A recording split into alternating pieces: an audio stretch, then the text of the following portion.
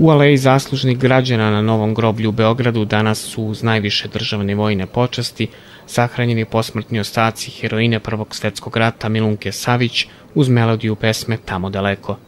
Predsjednik Srbije Tomislav Nikolić naglasio da nikad nije kasno da se isprave greške koje su drugi napravili prema Srbiji i njenim veličinama. Na putu do aleje velikana, gde je mesto uz vojne počasti kako dolikuje, Milunka Savić još jednom je prošla pored svog vrhovnog komandanta Vojvode Radomira Putnika. Verujem u postojanost našeg pojedinačnog i kolektivnog pamćenja, kao i odanost svojoj zemlji. Očuvat ćemo sećanje na ženu koja je u mnoštvu hrabrih muškaraca bila i ostala najveći junak Prvog svetskog rata.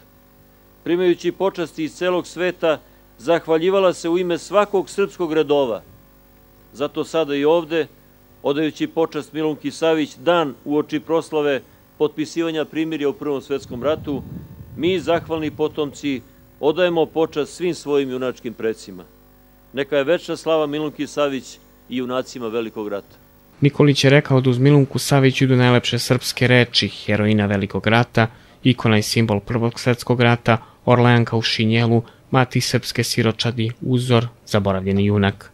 Danas ne stojimo mirno samo pred Milunkom Savić, već pred svim onim što u Srbiji predstavlja ova divna žena, jedinstvena pojava ne samo u istoriji Srbije, već u istoriji čovečanstva. Parastos je služio patrijarh srpski Irinej koji je naglasio da je Milunka Savić žrtvovala sebe bez ostatka i dočekala ona za šta se borila, slobodu srpskog naroda. Ali ovo delo ne bi bilo završeno ni savršeno ako bi se samo na ovome svelo poštovanje i ukazana čast Milunki Savić. Ne bi bilo dovoljno ako ne bi ušlo u udžbenike naše školske, u istoriju našu, u primer koji svetli svetinjom svojim. Milunka Savić rođena je krajem 19. veka u selu Koprivnica, nedaleko od Raške. Učestvovala je u balkanskim ratovima pod imenom Milun Savić, šišala se i povijala grudi kako se ne bi otkrilo da je žena.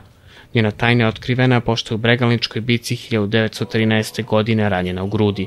U Prvom svetskom ratu bila je deo čuvenog gvozdenog puka, najelitnijeg drugog puka srpske vojske, knjaz Mihajlo. U jesen 1915. godine Milunka je u Makedoniji teško ranjena u glavu i tako povređena povlačila se preko Albanije. Posle nekoliko meseci oporavka vratila se na Solunski front, gde je učestvovala u bitkama koje srpska vojska vodi na leto i u jesen 1916. godine. Posle rata radila je u Bosni i Hercegovini kao kuvarica, bolničarka i pregledačica u fabrici vojnih uniformi. Tada se udala za Veljka Gligorovića sa kojim je dobila ćerku Milenu, ali su ubrzo usvojili još 3 ćerke, Višnju, Radmilu i Zorku. Brak je kratko trajao tako da je Milunka sama podizala 4 ćerke. Posle urgencije saboraca 1929. godine se zaposlila kao čistačica u hipotekarnoj banci u Beogradu, gde je provela najveći deo radnog veka. Umrla je u Beogradu 1973. godine kada je sahranjena u porodičnom grobu na Novom groblju.